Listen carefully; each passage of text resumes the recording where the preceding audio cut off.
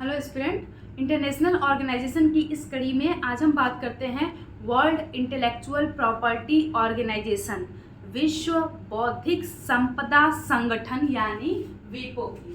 वीपो एक United nation की स्पेशल एजेंसी है जिसकी स्थापना 1967 में हुई और भारत इसका मेंबर बना 1975 में 1975 में। हेडक्वार्टर इसका जेनेवा स्विट्जरलैंड में है और पैलेस्टीन इसका परमानेंट ऑब्जर्वर है। ऑब्जर्वर मतलब कि जब भी वीपो की मीटिंग होगी तो मेंबर कंट्री जो होंगे, जो परमानेंट मेंबर होंगे, वो इसमें वोटिंग राइट रखते हैं। लेकिन पैलेस्टीन इस मीटिंग में पार्टिसिपेट तो करेगा लेकिन वोटिंग में पार्टिसिपेट नहीं करेगा।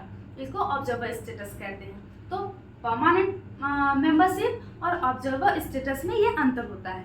ओके, अब वीपो की बात करते हैं। वीपो एक इंडेक्स जारी करता है जिसे बोलते हैं ग्लोबल इनोवेशन इंडेक्स, वैश्विक नवाचार सूचकांक, जो 2023 में जारी हुआ है, हर साल जारी होता है।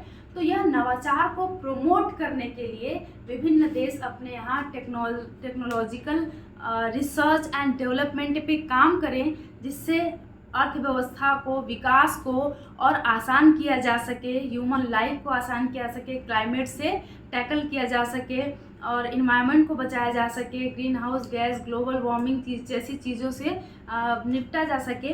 तो इसके लिए इनोवेशन को बढ़ावा देना बहुत ही आवश्यक है।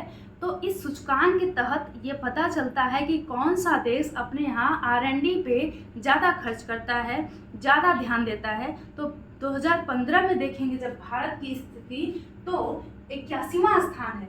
और 2015 के बाद जब से मोदी जी आए हैं, उन्होंने जिस प्रकार से टेक्नोलॉजी सेक्टर में काम किया है, कानून को लचीला बनाया है, सुदृढ़ बनाया है, भारत में रिसर्च एंड डेवलपमेंट की में सुधार हुआ है और जो यूथ हैं वो भी R&D में पार्टिसिपेट कर रहे हैं। इसरो जैसे संस्थान की वजह से मंगलयान, चंद्रयान सब छोड़े जा रहे हैं, हम आगे बढ़ रहे हैं।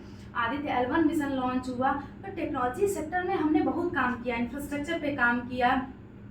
तो इस वजह से हमारी स्थिति क्या हो गई, 2023 में 40वां, 2022 में भी 40वां थी। तो 132 देशों की रैंकिंग में हम कौन से स्थान पे, 40वां।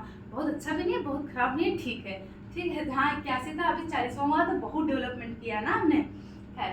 तो फर्स्ट प्लेस की बात करेंगे तो स्विट्जरलैंड आता है, सेकेंड प्लेस की बात करेंगे तो स्वीडन आता है, थर्ड प्लेस की बात करेंगे तो यूनाइटेड स्टेट ऑफ अमेरिका आता है, फोर्थ प्लेस की बात करेंगे तो यूके यूनाइटेड किंगडम आता है, फिफ्थ की बात करेंगे तो सिंगापुर आता है। ठीक है, ये टॉप 5 कंट्री हैं जहाँ पे इनोवेशन पे बहुत खर्च होता है, जहाँ पे इनोवेशन फैसिलिटी, इनोवेशन सेक्टर बहुत आगे है।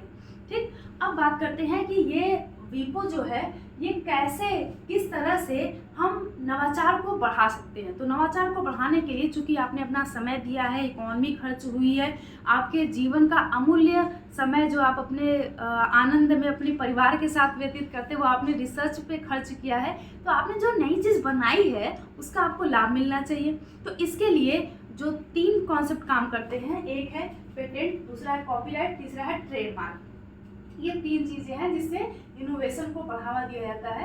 तो जैसे पेटेंट की बात करते हैं कि पेटेंट का मतलब होता है किसी विचार या किसी नई वस्तु के खोज पर आपका एकमात्र कानूनी अधिकार होना।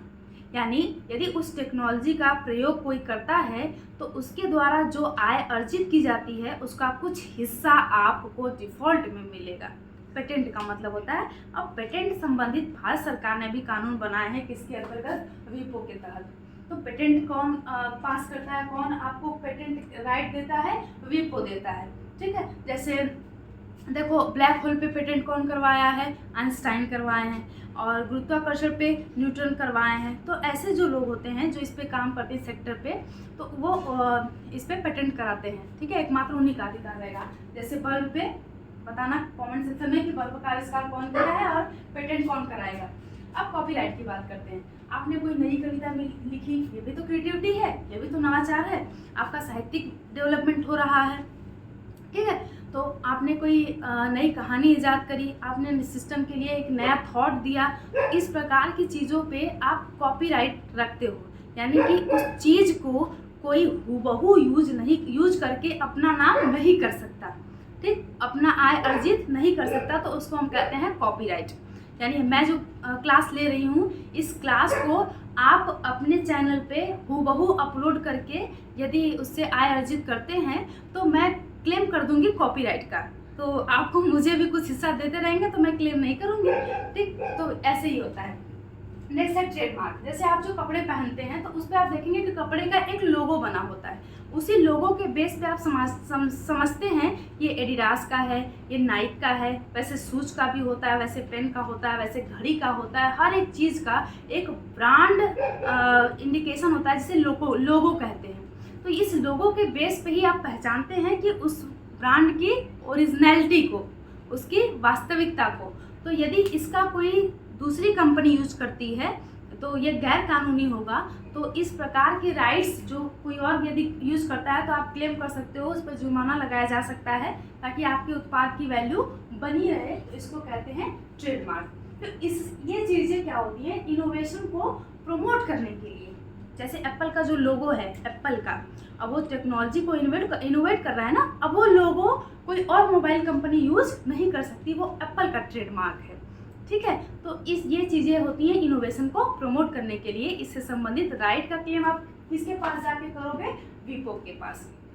ओके, चलो आज के इस संगठन में इतना ही। अब यदि कोई संगठन न्यूज़ में आएगा तो हम ऐसे ही डिस्कस करते चलेंगे। ओके, अभी हमको इंटरनेशनल बायोफ्यूल अलायंस के बारे में डिस्कस करना है। ये जो इंटरनेशनल सोलर अलायंस के कॉन्सेप्ट पे G20 देशों ने मिलकर बनाया है, तो इसके बारे में भी हम आपको अपडेट करेंगे। बाकी थैंक यू, तैयारी करते रहिए फर्स्ट क्लास। ओके।